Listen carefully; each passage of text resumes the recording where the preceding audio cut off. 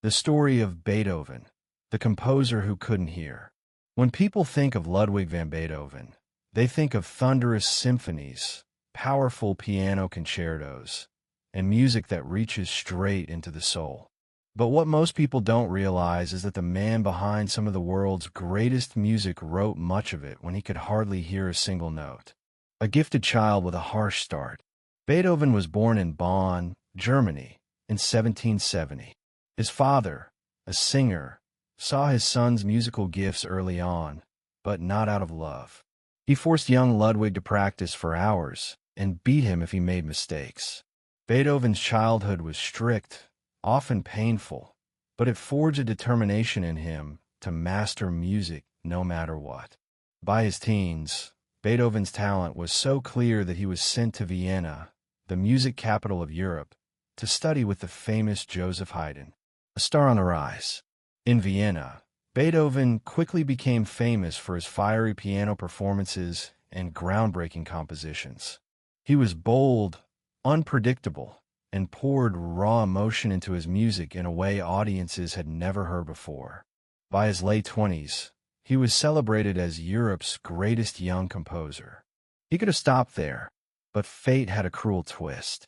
The sound fades away. In his late 20s, Beethoven noticed a ringing in his ears. Soon, he struggled to hear high notes. Doctors confirmed the unthinkable.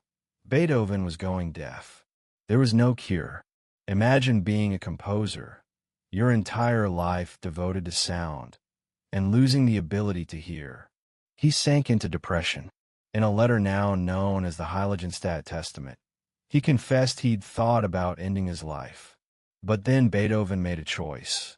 If he could no longer hear the world's music, he'd create music so powerful the world would hear it forever, defying silence. As his hearing faded, Beethoven stopped performing publicly, but wrote more intensely than ever. He pressed his ear to the piano to feel vibrations. He heard music in his mind, pushing past the silence around him. He composed his most famous works, like the Fifth Symphony with its famous da-da-da-da, and the Ninth Symphony, whose Ode to Joy became an anthem of hope for generations. At the premiere of the Ninth Symphony, Beethoven stood on stage, conducting alongside the orchestra.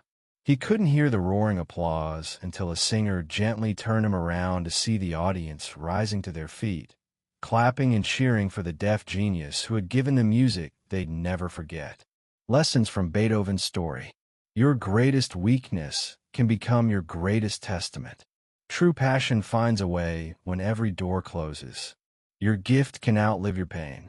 The world may go silent, but your purpose must not. Legacy is built when you keep going, no matter what's taken away. Beethoven's famous quote, "I will seize fate by the throat. It shall not wholly overcome me."